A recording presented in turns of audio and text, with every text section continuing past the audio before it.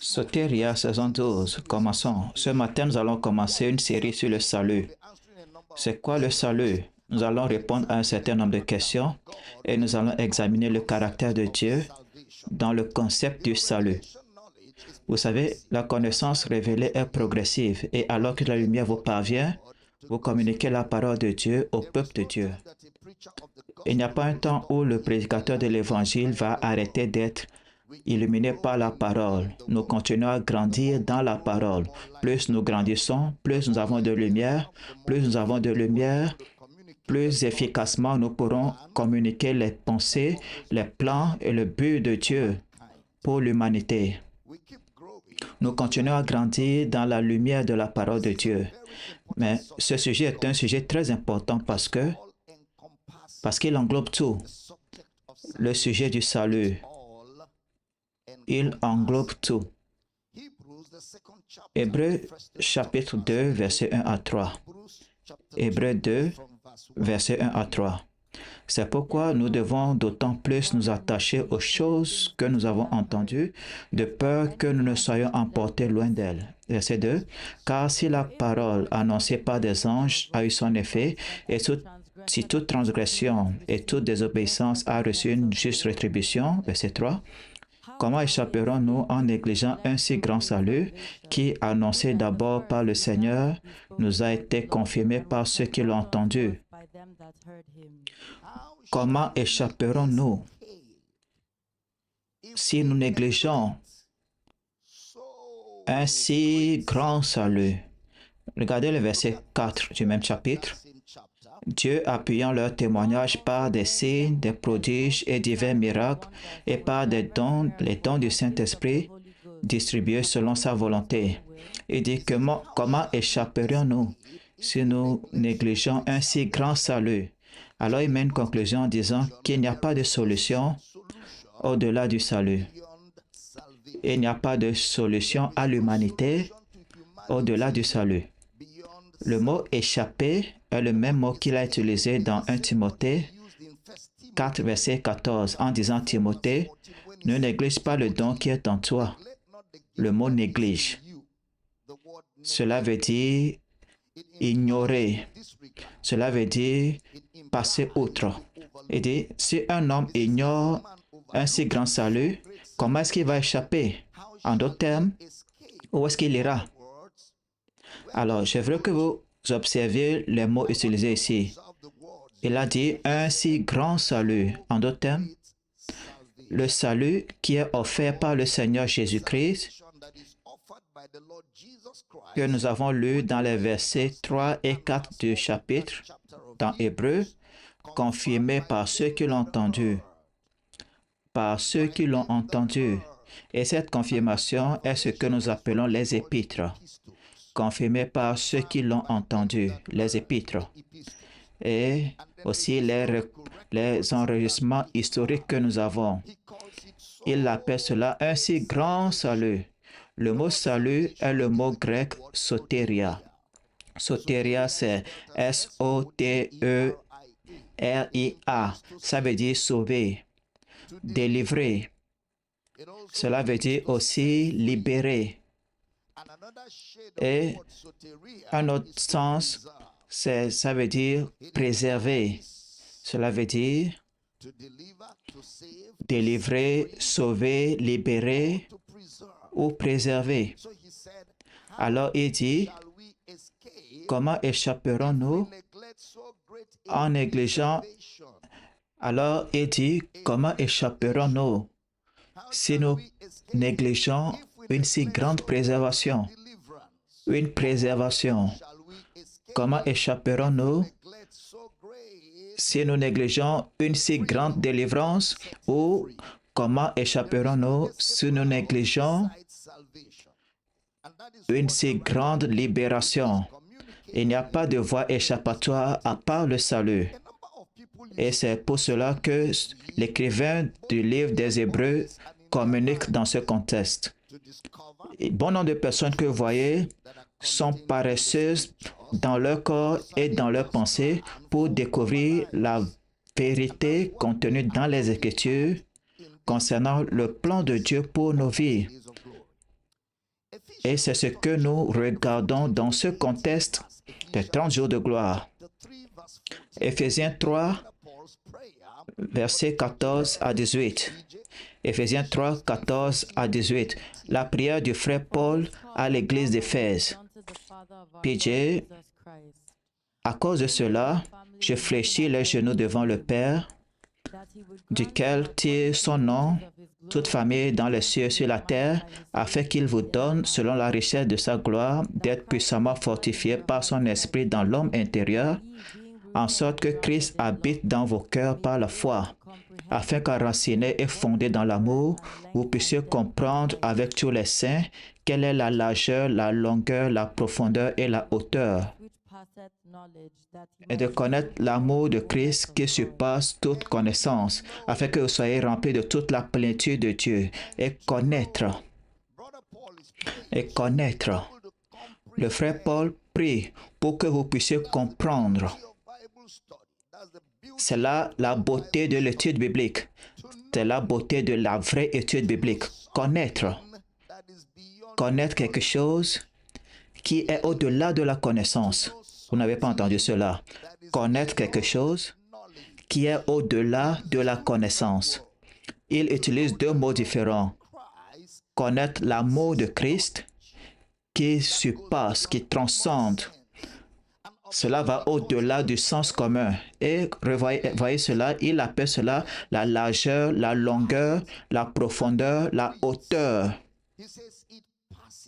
Il dit cela transcende toute connaissance. C'est pour cela que certains d'entre nous sont en colère lorsqu'on voit les prédicateurs réduire la Bible à la langue anglaise ou française, lorsque l'accent est beaucoup plus mis sur les virgules et les syntaxes plutôt que sur la révélation de l'Esprit. Mais il dit connaître l'amour de Christ qui surpasse toute connaissance. Il prie que vous soyez fortifiés dans votre esprit, que vous soyez puissamment fortifiés par son esprit dans l'homme intérieur pour connaître. Je vous ai dit cela, il faut l'Esprit de Dieu pour connaître la parole de Dieu.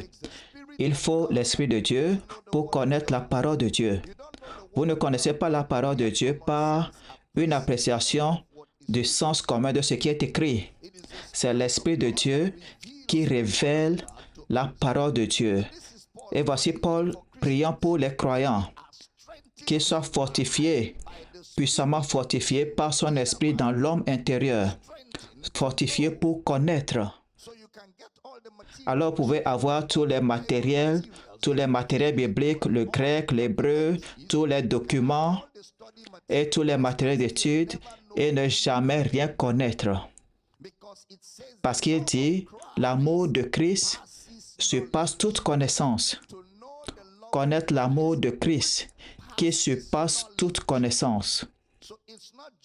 Alors, ce n'est pas une acquisition académique des faits, mais cette connaissance surpasse toute connaissance. Cela veut dire que vous pouvez être un diplômé d'une école théologique et ne rien connaître. Vous pouvez avoir un doctorat en théologie et ne rien connaître, parce que cette connaissance surpasse toute connaissance.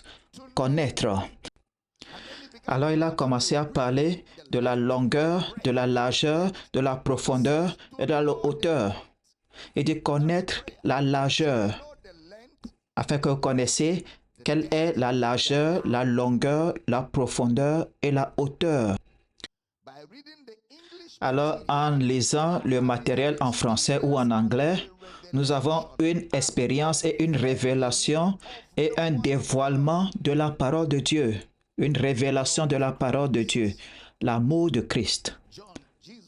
Jésus parlant à ses gars dans Jean 6, verset 63, il dit, les paroles que je vous ai dites sont esprit et vie.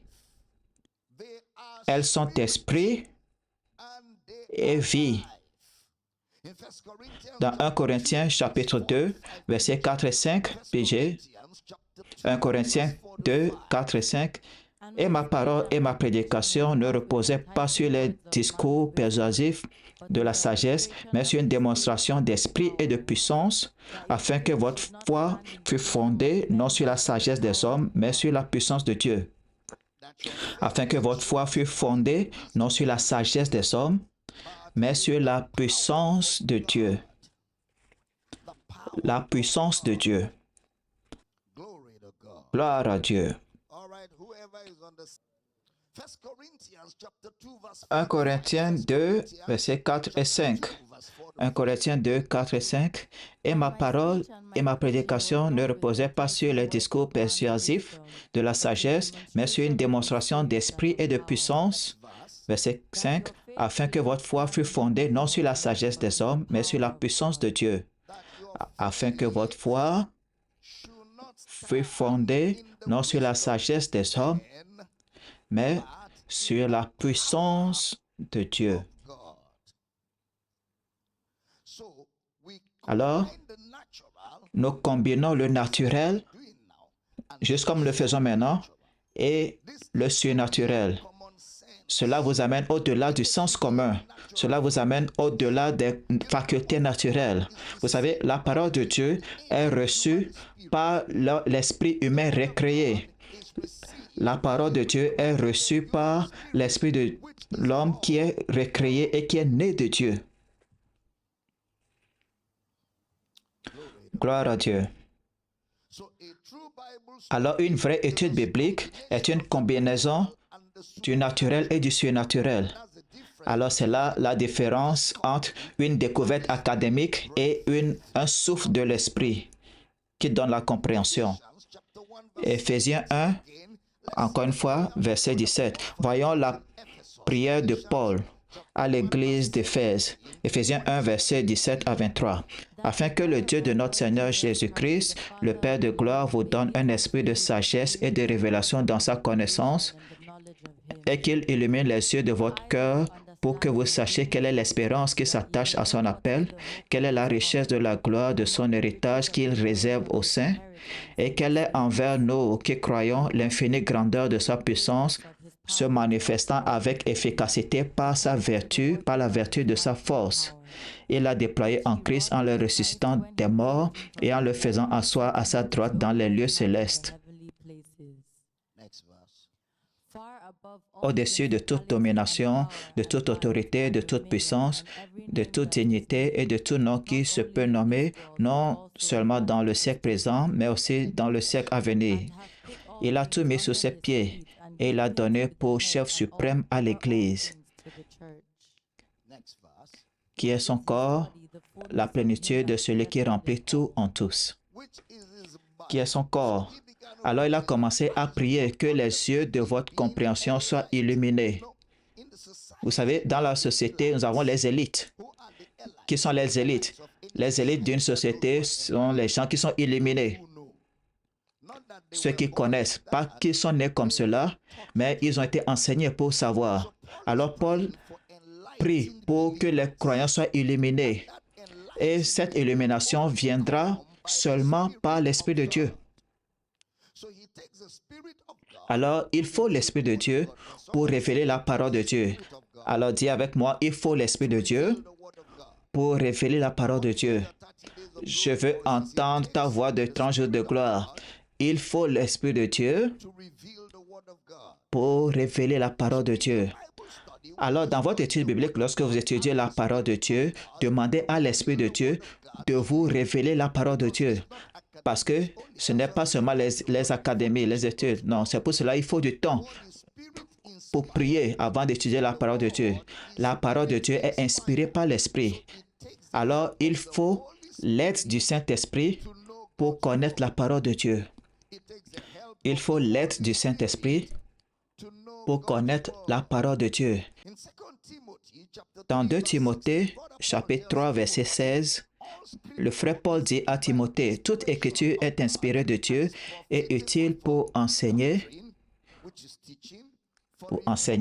pour convaincre, ce qui veut dire évidence, pour corriger, pour instruire dans la justice. » Observez, il dit toute écriture. Alors, au temps où il disait ceci, il ne se référait pas aux épîtres, parce que toutes les Écritures veulent dire Genèse à Malachie. Alors, inspiré de Dieu. Le mot là-bas, c'est le souffle. Alors, l'inspiration de Dieu là-bas, c'est un mot composé. Cela veut dire que cela a été soufflé par Dieu. Ça veut dire les Écritures ont été données par le souffle de Dieu. Il dit utile pour enseigner. Le mot doctrine. Le mot doctrine, c'est enseigner. Et aussi convaincre. Le mot convaincre, c'est là où vous avez le mot évidence. Comme dans Hébreux 11, verset 1. Il dit, or, la foi est une ferme assurance des choses qu'on espère, une démonstration de celles qu'on ne voit pas. Donc, le mot convaincre, c'est le mot démonstration. Le mot démonstration. Alors, j'ai dit tout cela parce que les Écritures forment la limite de la connaissance chrétienne. Les Écritures forment les limites de la connaissance chrétienne. Vous ne pouvez rien savoir au sujet de Dieu ou de votre relation avec Dieu en dehors des Écritures. Alors, les Écritures forment la limite ou définissent la limite de notre connaissance de Dieu. Vous savez, plusieurs fois, les gens veulent nous imposer leur expérience. Mais toute vérité doit trouver ses limites dans les Écritures. Toute vérité doit trouver ses limites dans les Écritures. En d'autres termes, j'ai dit élevez la voix là où la Bible élève sa voix et taisez-vous là où la Bible se tait. Élevez la voix là où la Bible élève la sienne. Gardez le silence là où elle se tait. Parce que les Écritures nous ont été données pour nous servir de conviction. Elles nous ont été données pour nous servir de preuve. Alors, si vous voulez comprendre le salut, ce que ça veut dire d'être sauvé, et tout sujet dans les Écritures sont les preuves que nous avons. Vous savez, plusieurs croient au témoignage. Il n'y a pas de mal à partager des témoignages si le témoignage est le témoignage de la parole de Dieu. Vous savez, vos expériences sont seulement bonnes lorsqu'elles s'alignent sur la parole de Dieu. Je répète, vos expériences sont seulement bonnes lorsqu'elles s'alignent sur la parole. Mesdames et messieurs, les Écritures nous ont été données pour servir de preuve. La parole a dit, je crois et cela est établi. Alors le salut ou soteria est la volonté de Dieu. Le salut est la volonté de Dieu pour chaque vie. Et je vais rendre cette introduction aussi simple que possible. Les Écritures nous ont été données pour nous servir de preuve. 2 Timothée 3,15. Dès ton enfance, tu connais les saintes Écritures. Paul parlant à Timothée, qui peuvent te rendre sage à salut par la foi en Jésus-Christ. Le salut par la foi en Jésus-Christ. Et c'est ce que nous faisons ici. Nous mettons l'emphase sur le salut par la foi, par l'esprit et par la parole. Nous renforçons, mettons l'emphase sur le salut par la foi, par l'esprit et par la parole. Parce que le salut, c'est par la foi. Le salut, ce n'est pas par les œuvres. Le salut, c'est par la foi. Il a dit, le salut rend sage à salut par la foi en Jésus-Christ. Il dit, le salut, Timothée a connu les Écritures dès son enfance. Il n'a pas dit qu'il les a mémorisées, mais il a dit qu'il les connaissait. C'est deux choses différentes. Il connaît les Écritures dès son enfance. Timothée s'est habitué aux saintes Écritures. Timothée a été sauvé en tant qu'enfant 1 Timothée le dit, par sa foi en lui et par sa foi dans sa maman.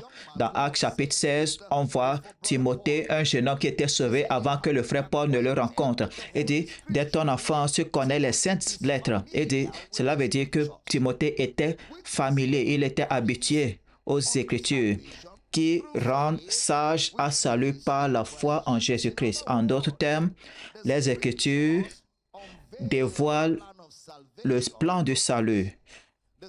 Les Écritures nous dévoilent le plan du salut. Faites attention, s'il vous plaît. Et si vous étudiez les Écritures et vous ne connaissez pas le plan du salut, peut-être que vous avez lu un livre poétique à l'école. Parce que si vous étudiez vraiment les Écritures vont vous amener et vont vous livrer au plan de salut de Dieu. À moins que vous n'ayez lu les Écritures, vous n'avez pas lu les Écritures. Peut-être que vous avez lu quelque chose, des histoires. Mais si vous lisez vraiment les Écritures et vous lisez bien, vous arriverez au plan du salut de Dieu. Timothée, dès ton enfance, tu connaissais les Écritures, les saintes lettres qui peuvent te rendre sage à salut. C'est là la destination. Les Écritures de Genèse à Malachie sont censées vous amener au salut par la foi en Jésus-Christ. Il y a une raison pour laquelle je mets l'emphase là-dessus, parce que je vais quelque part. En d'autres termes, les Écritures dévoilent le plan du salut. Quelqu'un m'a dit, le salut n'est pas tout ce que les Écritures enseignent. Il y a le royaume, il y a la prospérité, il y a le succès, il y a les affaires. J'ai dit non. Le plan entier du salut, c'est le salut par la foi. C'est ça, le plan entier de Dieu, le salut par la foi. C'est là tout le contenu et tout le contexte. Le salut par la foi qui est en Jésus-Christ. Et dit, tu connaissais les saintes lettres dès ton enfance et elles t'ont rendu sage, à salut. Deux choses. Tu as connu les Écritures dès ton enfance et voici ce que cela t'a fait. Ça t'a rendu sage à salut. Ça t'a rendu sage dans le cadre du salut. Les Écritures t'ont rendu sage à salut par la foi en Jésus-Christ. Pas étonnant que Jésus-Christ ait vu les Juifs et ait dit dans Jean 5, 39, vous sondez les Écritures, car vous pensez avoir en elles la vie éternelle. Mais ce sont elles qui rendent témoignage de moi. Regardez, il n'a pas dit, vous n'avez pas sondé certaines Écritures. Il dit, toutes les Écritures, vous sondez. Il dit, toutes les Écritures. La destination, c'est le salut. La destination est le salut. Alors, l'entièreté des Écritures parle concernant Jésus, ou parle de Jésus. L'entièreté des Écritures parle de Jésus. Vous sondez les Écritures, car vous pensez avoir en elles la vie éternelle. Ce sont elles qui rendent témoignage de moi. Jésus parlant. C'est pour cela que lorsque nous disons que la Bible est christocentrique, la Bible est centrée sur Christ. Christ est la révélation des Écritures. Christ est le révélateur des Écritures. Il est à la fois la révélation et le révélateur des Écritures. Christ est le commencement et la fin des Écritures. Colossiens 3, verset 11. Colossiens 3, verset 11. Il n'y a ici ni grec, ni juif, ni circoncis, ni incirconcis, ni barbare, ni scythe, ni esclave, ni libre. Mais Christ est tout en tous. Il dit, mais Christ est tout et en tous. C'est à son sujet. Christ est l'explication de toutes choses. Christ rend toutes choses claires. Il nous rend toutes choses claires. Christ dégage les doutes, dégage les confusions et rend les chaos en clarté. Christ est la lumière qui lui, au milieu de votre confusion concernant Dieu. Christ est la révélation qui vous ouvre l'accès, qui vous unit dans la communion avec le Père. Il est le chemin. Il n'a pas le chemin. Il est le chemin. Il est la vérité de Dieu. Il est la vérité de Dieu. Il est la vie de Dieu. Alors Christ est tout et en tous. Dans l'absence de Christ, Dieu demeure un mystère pour toujours. Alors Christ démystifie Dieu. Christ démystifie Dieu. Christ résout les puzzles concernant Dieu dans tous les sujets, dans tous les âges, dans tous les temps et dans toutes les circonstances. Il est la lumière qui luit dans les ténèbres et que les ténèbres ne peuvent pas recevoir.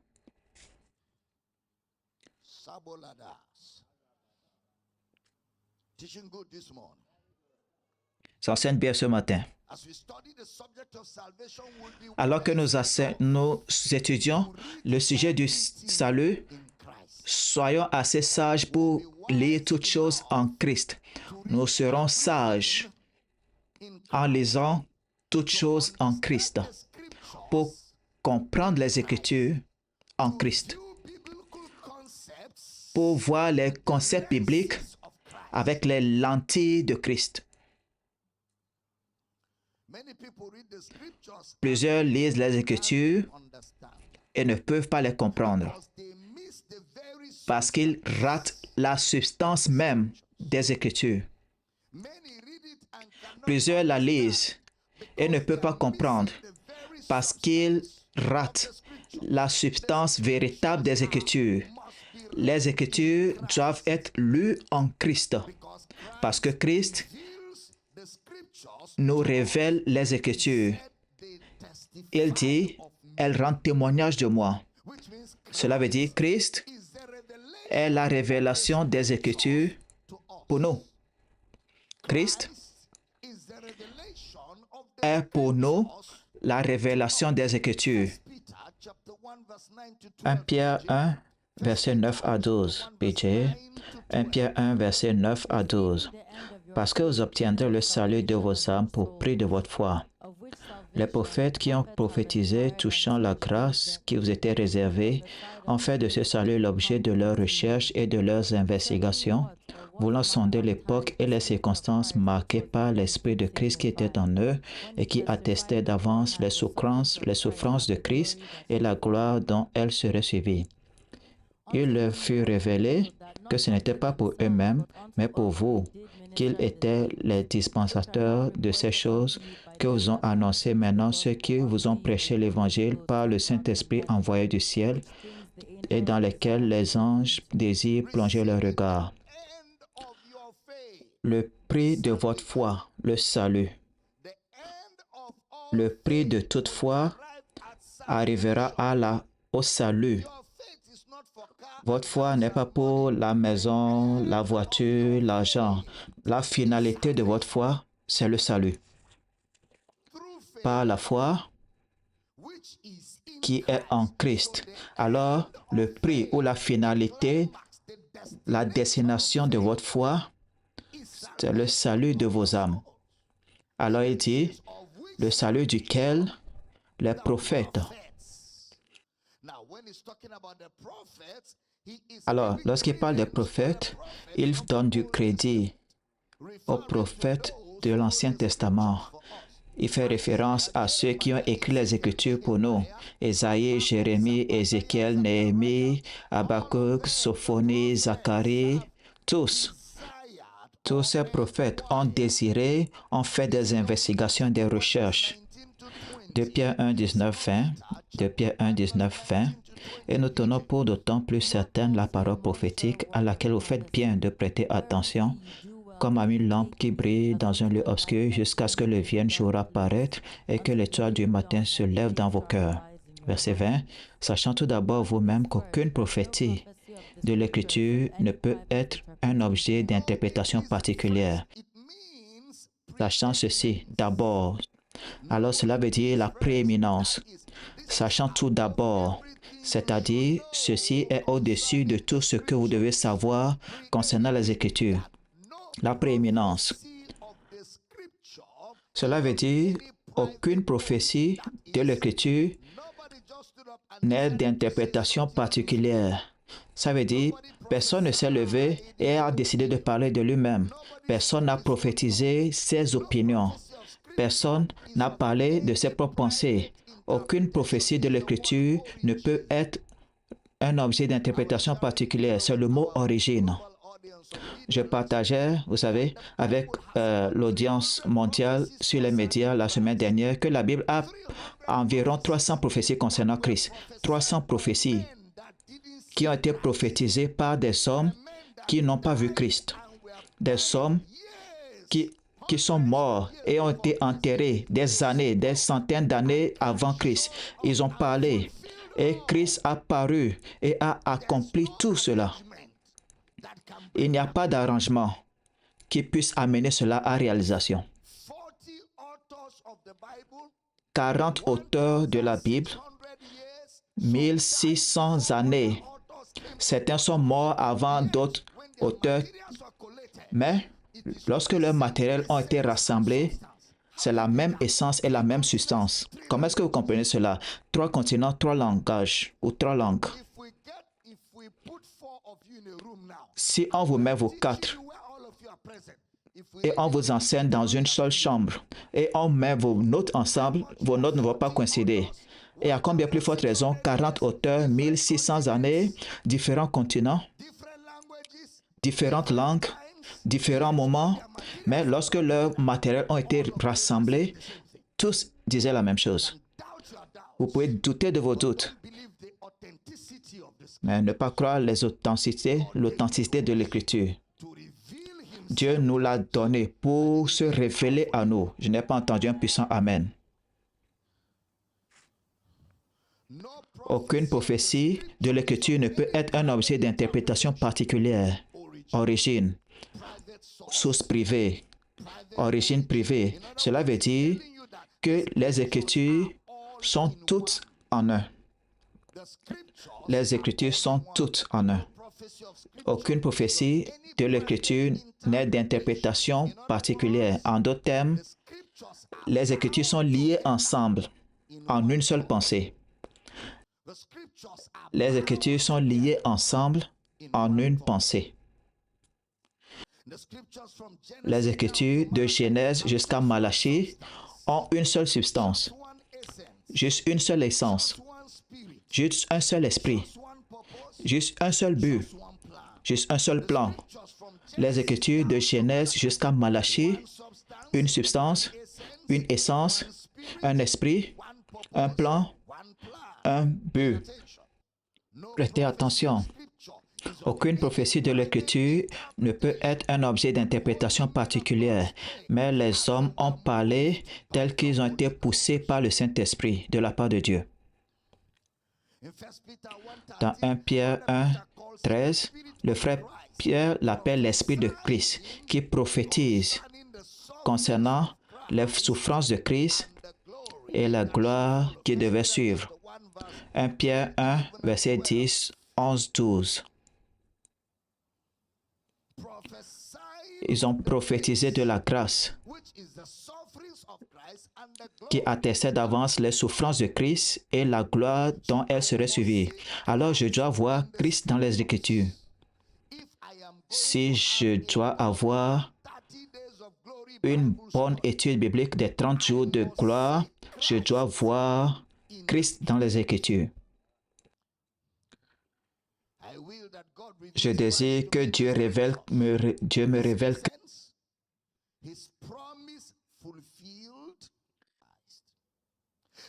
Ainsi donc, dans mon étude des Écritures, je dois voir Christ comme tout et en tout.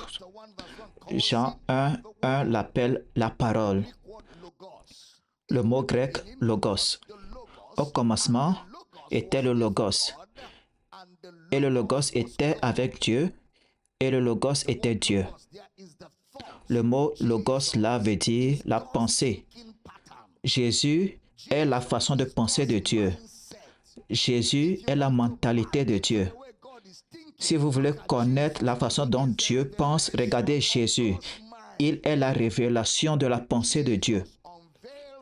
Jésus dévoile la façon de penser de Dieu. Il dévoile la mentalité de Dieu. S'il vous plaît, cette fondation est très importante, mesdames et messieurs.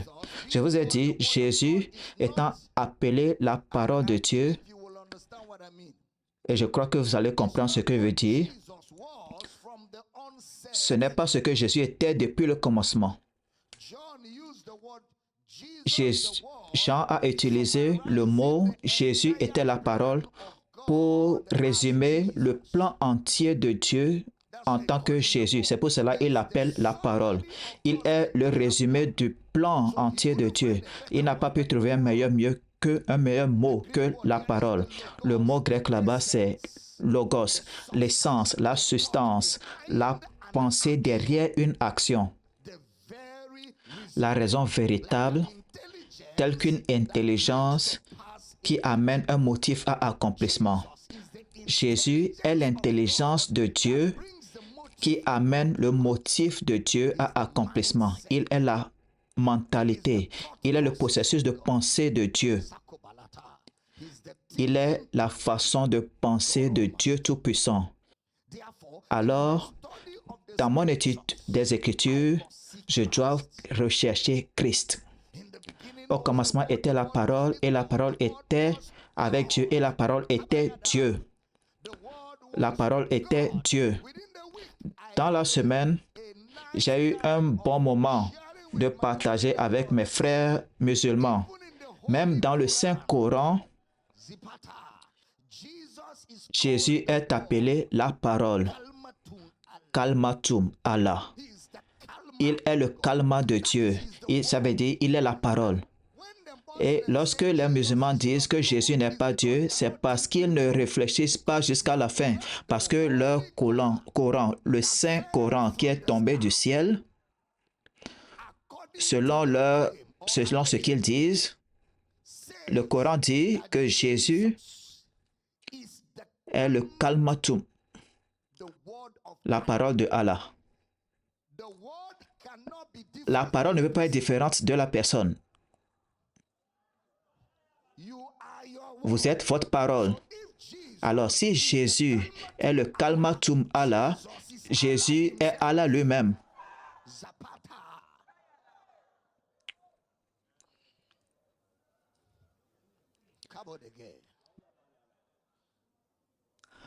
Le logos de Dieu. Cette semaine, les témoins de Jéhovah vont avoir le leur. Le logos de Dieu. Restez avec moi, restez avec moi. Aucune pierre ne sera laissée telle qu'elle est. Tout genou doit fléchir et toute langue doit confesser que Jésus est Seigneur à la gloire de Dieu le Père.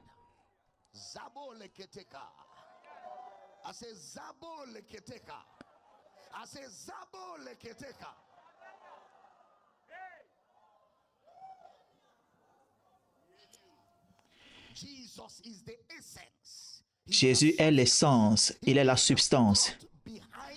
Il est la pensée derrière toute action de Dieu. Alors, ce que vous ne voyez pas en Jésus, Dieu ne pense jamais à cela. Vous n'avez pas entendu.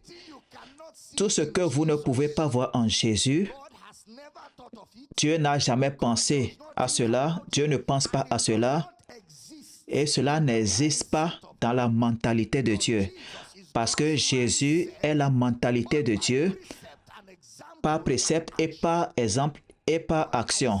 Ce que je vois mon Père faire, je fais. De moi-même, je ne peux rien faire. Mais ce que je vois le Père faire, je le fais. Il est la raison véritable. Jésus est la raison véritable. Au commencement était la parole, et la parole était avec Dieu, et la parole était Dieu. La parole était Dieu. La parole était Dieu. La parole était Dieu. Verset 14. Et la parole s'est faite chair. Dieu devint un homme. Jésus est Dieu Tout-Puissant, qui est devenu un homme. Je me demande, mais il y a des chrétiens dans certaines églises qui peinent à croire que Jésus est Seigneur ou que Jésus est Dieu. C'est une gifle au ministère de leur pasteur, c'est-à-dire leur pasteur est un plaisantin. Leur pasteur s'amuse encore.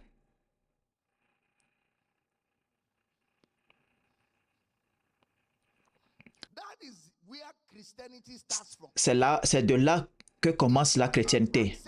Si tu n'as pas accepté que Jésus est Seigneur ou est Dieu, tu n'es pas chrétien. Tu es quelque chose d'autre qui porte la marque d'un chrétien. Il dit, voici la vie éternelle. Qu'ils te connaissent, le seul vrai Dieu, c'est-à-dire Jésus-Christ que tu as envoyé. Donc vous pouvez lire Jean 17, verset 3. Or, la vie éternelle, c'est qu'ils te connaissent, toi, le seul vrai Dieu, et celui que tu as envoyé, Jésus-Christ. Vous pouvez aussi lire le psaume 45, verset 7. Tu aimes la justice et tu hais la méchanceté. C'est pourquoi Dieu, oh Dieu, ton Dieu, t'a oint d'une huile de joie. Les problèmes que les gens ont, c'est qu'ils ne savent pas que Jésus, c'est le Tanthropos. Vous savez ce que ça veut dire? C'est-à-dire le Dieu homme. 100% Dieu comme n'étant pas homme et 100% homme comme n'étant pas Dieu. Pour le but de la rédemption. Si vous êtes un père et que votre enfant tombe dans la boue et vous portez une veste dans votre bureau glorieux et vous voyez votre enfant dans la boue, vous allez enlever la veste, vous allez enlever la chemise et descendre, entrer dans la boue pour faire sortir votre enfant. Dieu Tout-Puissant a vu l'incapacité de l'homme. Il a vu l'homme dans une merde. Dieu a enlevé Dieu et est devenu un homme et est venu sur la terre pour libérer l'homme de la situation difficile du péché. Que quelqu'un crie Dieu Tout-Puissant. Mesdames et messieurs, alors s'il est Tout-Puissant, il devrait être tout ce qu'il veut être.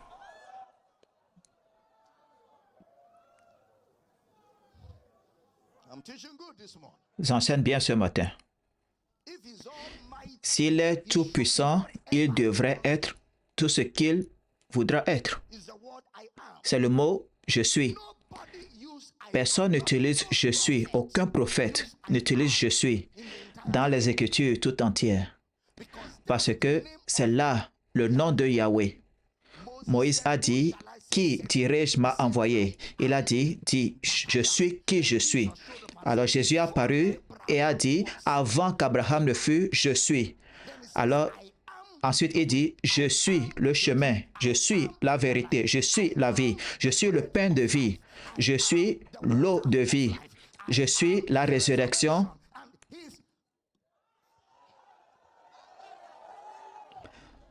Quand Jésus a dit cela, les Juifs ont connecté cela au buisson ardent. Voici le Yahweh qui a parlé à Moïse. Et n'oubliez pas, écoute Israël, l'Éternel notre Dieu est un seul Dieu. Il est le je suis. Asseyez-vous si vous pouvez. Il est le je suis. Son nom sera merveilleux, conseiller, Dieu puissant, Père éternel. Il dit à Philippe, celui qui m'a vu a vu le Père.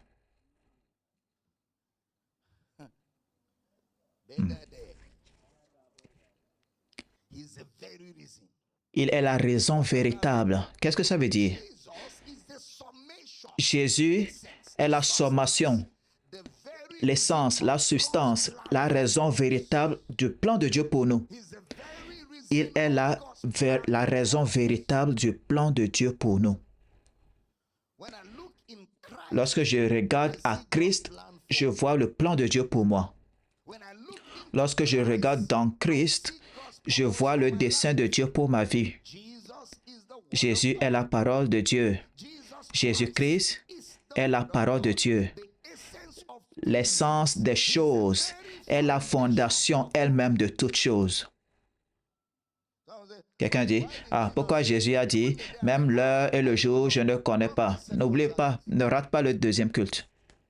Quelqu'un dit, pourquoi Jésus a dit, a prié, notre Père, ne ratez pas le deuxième culte. Quelqu'un dit, Jésus a dit, mon Père est plus grand que moi. Ne rate pas le deuxième culte.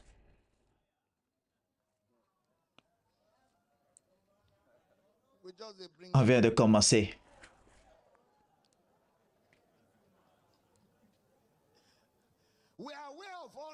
Nous sommes au courant de tous vos soucis et nous allons les régler pour vous. Parce que Jésus est l'explication de toutes choses.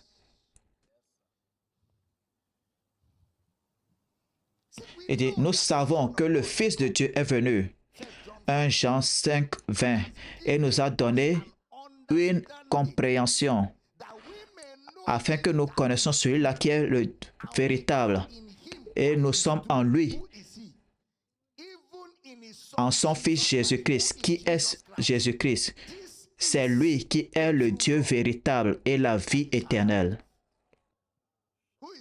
Qui est le Dieu véritable? Jésus-Christ. Il est le Dieu véritable. C'est l'esprit d'Antichrist qui combat la divinité de Christ. Ou combat l'humanité de Christ. Jésus est à la fois Dieu et homme. Il est à la fois divin et humain. Il est à la fois ces deux. Le Tanthropos. Il est à la fois divin et humain. Il est humain pour le but du salut. L'humanité de Christ est la démonstration de l'amour de Dieu. C'est un concept de la rédemption. C'est un concept de la rédemption. Alors, lorsque je regarde à Christ, je vois le dessein de Dieu pour ma vie. Jésus-Christ est la parole de Dieu. Il est l'essence des choses et la fondation véritable des choses. Il est la pensée derrière toute action. Jésus est la pensée derrière toute action. Alors, lorsque les prophètes prophétisaient, ils prophétisaient sur la base de Jésus-Christ. N'oubliez pas, il est la pensée derrière toute action. Il parlait concernant Christ. Alors, les Écritures le concernent. Pas étonnant que Paul ait dit à Timothée, les Écritures te rendent sage à salut. Et si tu es habitué aux Écritures, tu seras sage à salut par la foi en Jésus-Christ. Dites avec moi, Christ est tout. Il est l'essence des choses. Dis Amen. Pas besoin de tourner autour des pots. Les Écritures ne concernent pas Moïse, pas David, pas le tout-puissant Abraham, mais les Écritures concernent Christ. Hébreux 1, 1.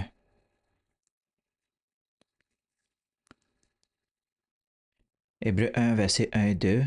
Après avoir autrefois, à plusieurs reprises et de plusieurs manières, parlé à nos pères par les prophètes, Dieu, dans ces derniers temps, nous a parlé par le Fils, qu'il a établi héritier de toutes choses, par lequel il a aussi créé le monde. Alors, si Jésus est la parole de Dieu pour l'humanité, alors la parole de Dieu pour l'humanité, c'est sauver. La parole de Dieu pour l'humanité, c'est de sauver. La parole de Dieu pour l'humanité, c'est de libérer. La parole de Dieu pour l'humanité, c'est délivrer et préserver.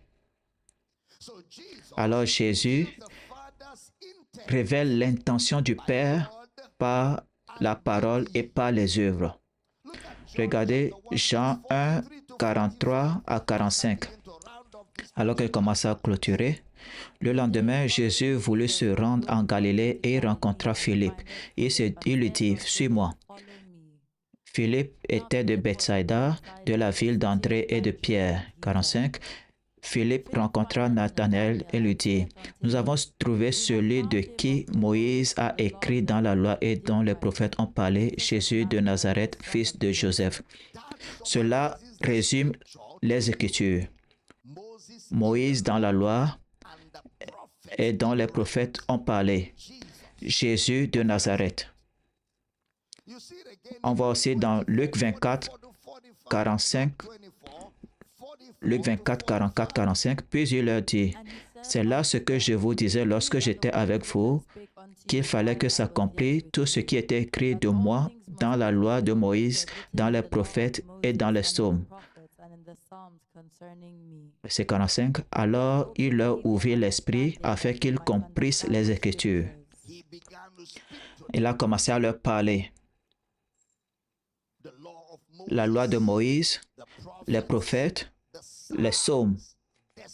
La destination, c'est le concernant. Si vous êtes habitué aux Écritures comme ceci, vous saurez que tout est question de salut par la foi en Jésus-Christ. Dites avec moi très fort, les Écritures concernent le salut par la foi en Jésus-Christ. Dites un fort Amen. C'est ce que concerne les Écritures, le salut par la foi. Alors, pour comprendre le caractère de Dieu, nous devons voir par les lentilles de Christ et son salut. Il n'y a pas autre moyen de connaître le caractère de Dieu en dehors de Christ et son plan de salut. Alors, mesdames et messieurs, alors que nous commençons à nous aventurer au cours de ce mois, chaque jour, nous allons dévoiler Christ, les richesses de sa gloire, sa nature, son caractère, sa personnalité. Et lorsque nous allons commencer à voir Christ par les jumelles de Christ, nous allons commencer à savoir pourquoi les choses se passent, comment et la façon dont elles se passent, là où elles se passent, comment elles se passent. Et nous aurons des réponses aux questions dérangeantes de l'humanité. Gloire à Dieu. Que quelqu'un crie. Christ est l'explication de toutes choses. Encore une fois, Christ est l'explication de toutes choses. Encore une fois, Christ est l'explication de toutes choses. Mettez-vous sur les pieds, dites à votre voisin, voisin, Christ révèle le Père. Pour connaître Dieu, il faut connaître Christ. Si tu ignores Christ, tu ne connaîtras jamais Dieu. Il n'y a pas de révélation de Dieu en dehors de Christ. Jésus est l'image, l'empreinte. Jésus est Dieu révélé dans l'humanité à l'homme. Je n'ai pas entendu un fort Amen. Alors, toutes les Écritures doivent être vues avec les jumelles de Christ. Que ce soit eschatologie, toute eschatologie qui ne vient pas par Christ va s'effondrer. C'est pour cela qu'ils ont prophétisé que Jésus va venir, Jésus va venir. L'année dernière, quelqu'un a dit qu'il viendrait. Et il y a un autre qui dit que Jésus va venir en septembre. Je vous le dis, en octobre, on va regarder cette affaire-là. Ce sont des fables. On connaît ces choses-là. On était là. Toute prophétie de la fin des temps qui n'est pas canalisée au travers de Christ et on utilise Israël comme marqueur, c'est une erreur. C'est une erreur.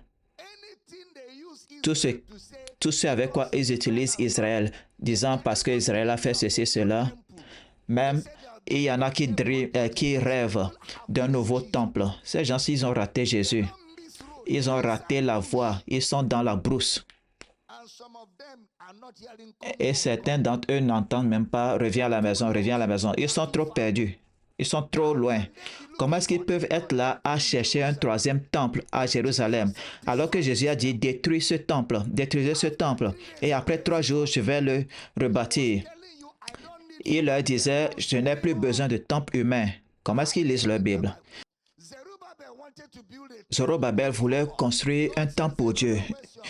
Dieu dit Zoro, ne gaspille pas ton argent. Le genre de temple que je veux, il ne sera pas bâti par la force ni par la puissance, mais il sera bâti par mon esprit. Ah, comment est-ce qu'ils lisent leur Bible?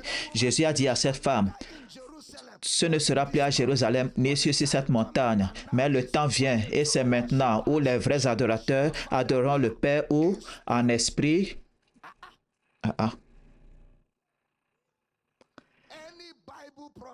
Toute prophétie de la Bible qui n'est pas vue par les lentilles de Christ, c'est une perte de temps.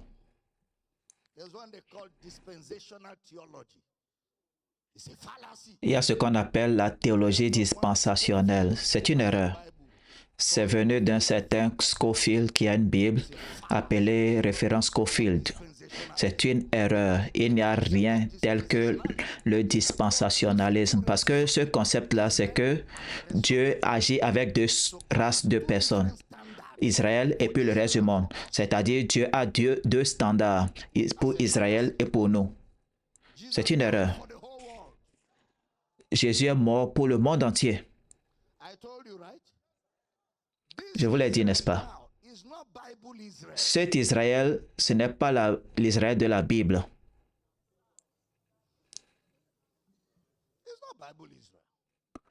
Ce n'est pas l'Israël de la Bible. L'Israël de la Bible est parti il y a longtemps. Ce qu'on a maintenant, c'est un arrangement politique. Ce qu'il y a là-bas, c'est un État politique. L'Israël de Dieu était conduit par Dieu.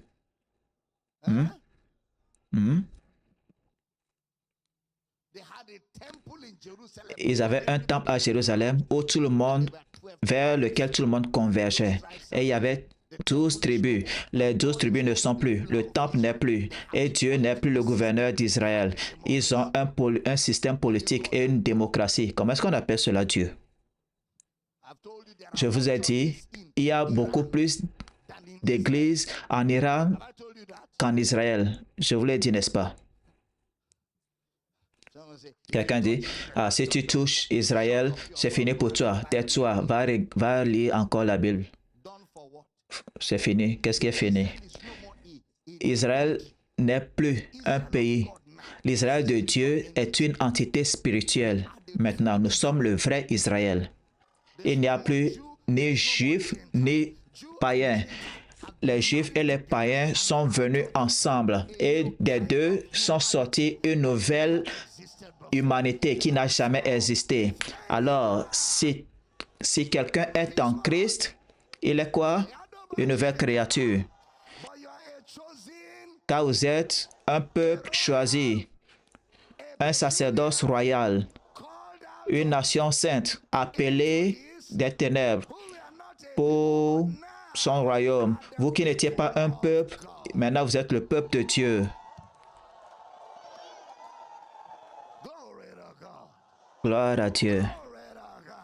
Gloire à Dieu. Gloire à Dieu. Gloire à Dieu. Gloire.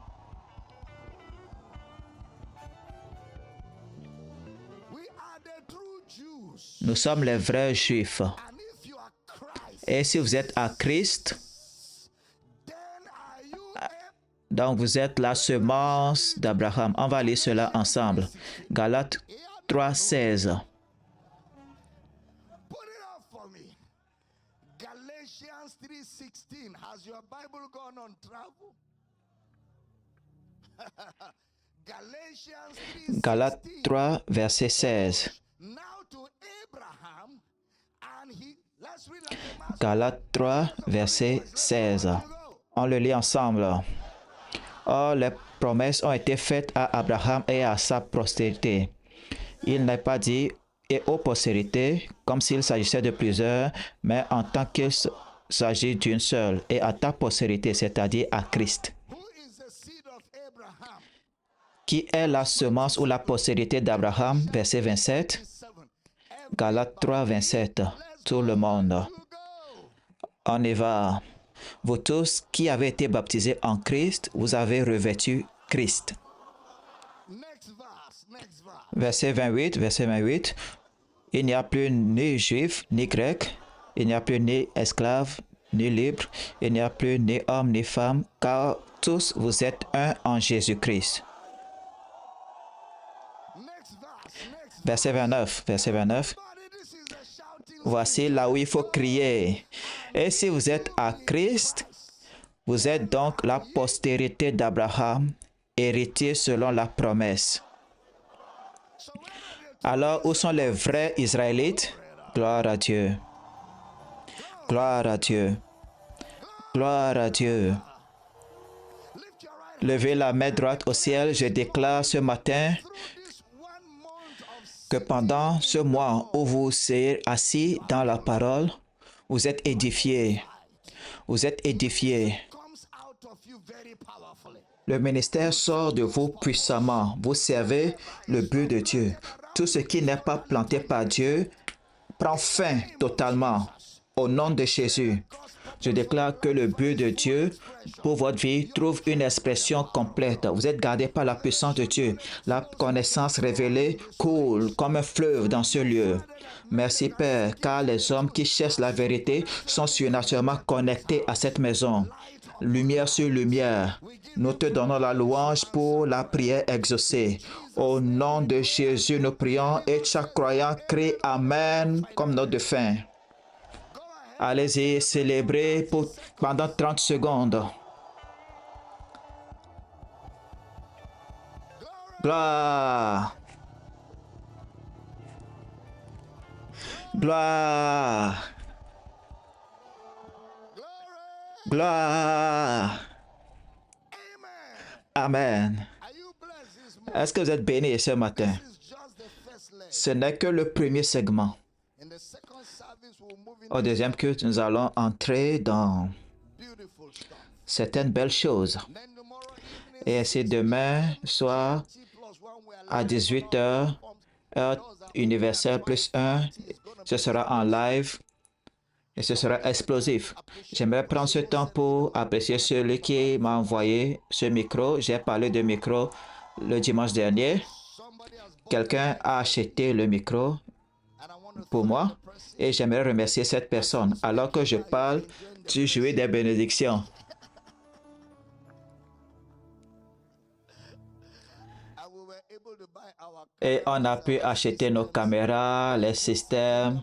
Ils sont encore en train de les configurer. they are still setting Ils sont en train de les installer. that is why maybe they are C'est pour cela que our service to make us des fois, ils interrompent le culte pour que nous sachions qu'ils sont en train de faire quelque chose. Vous savez, les gens des sons là, si vous ne les reconnaissez pas, ils vont toucher quelque chose comme ça, tout le monde va les regarder. Ensuite, ils vont toucher encore pour dire je suis là. but that's not the Mais c'est pas ça l'esprit de Christ est soi. it's notice me Il faut me remarquer par la force. so I want to Alors, j'aimerais remercier tous les partenaires, tous les amis, tous ceux qui ont donné pour faire de ceci une réalité. Est-ce qu'on peut remercier, célébrer tous ceux qui ont supporté ce projet, les célébrer? you know and then Et on a tout fait, tout. everything we On a fait did done. tout pour mettre tout en place. Et on est content. On a vidé tous les comptes pour Glad we rendre tout cela possible. people came and said Vous savez, les gens de la caméra you said 60 sont venus me dire, mais papa, tu as dit 60 000 dollars, 60 000 dollars, ça ne fera même pas 30% du projet. J'ai dit, tais-toi, je suis le pasteur.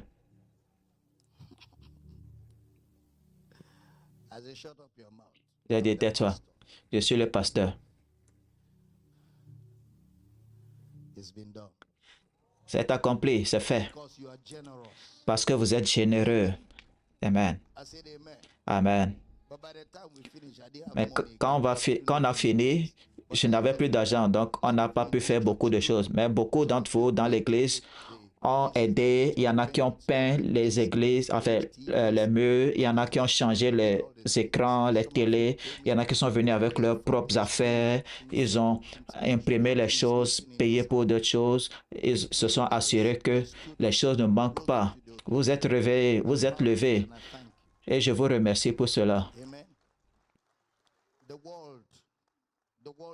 Le monde est notre pupitre et nous allons continuer à prêcher jusqu'à ce que Jésus vienne. Je n'ai pas entendu Amen. Tous ceux qui sont à côté de vous et qui ne disent pas Amen, ils ne savent pas de quoi je parle. Bonjour Dieu.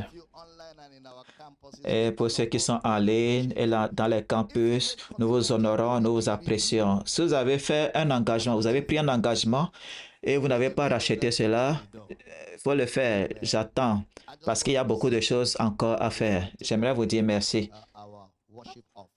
Avant de prendre notre offrande d'honneur, nous allons donner dans l'honneur, célébrer Jésus, célébrer sa bonté. Pour vous qui êtes en ligne, vous avez les comptes bancaires en ligne sur l'écran. Donc, vous avez les détails qui s'affichent sur l'écran pour donner en ligne. L'argent ira directement au Nigeria ou dans les comptes bancaires de Power City au Nigeria. Donc, vous avez les détails sur votre écran. Il y a beaucoup de choses que nous allons diffuser, donc assurez-vous de les partager, assurez-vous de pousser cela pour que le monde entier soit pris par la vérité en Christ Jésus. Donc c'est le moment des offrandes.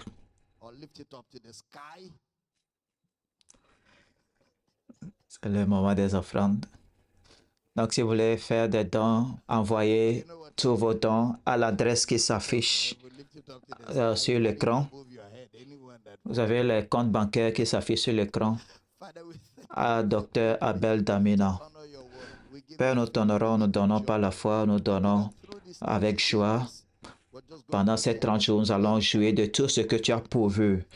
Et nous nous réjouissons car notre don t'honore, t'adore, te respecte. Et notre don te reconnaît comme notre propre source, notre seule source. Notre don exprime notre contrôle et notre autorité et notre dominion sur l'orgueil et l'égoïsme. Nous sommes contents de t'honorer avec nos substances aujourd'hui au nom puissant de Jésus. Nous espérons que vous avez été bénis et enrichis par cet enseignement. Likez cette vidéo, partagez-la avec tous ceux qui sont autour de vous.